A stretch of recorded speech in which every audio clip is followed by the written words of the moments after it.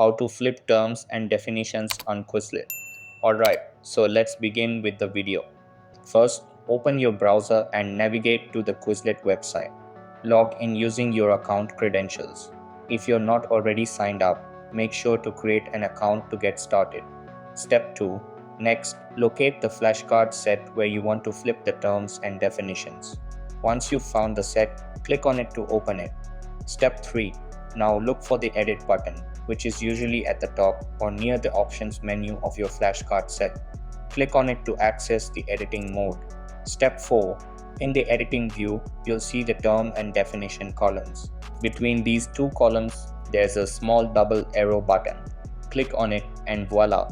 The terms and definitions will switch places for each entry in your set. Once you're done, don't forget to save your changes. So that's basically how you can flip terms and definitions on Quizlet. So that's all for this video. Consider subscribing if you find it helpful, and I'll catch you in the next one. Thanks.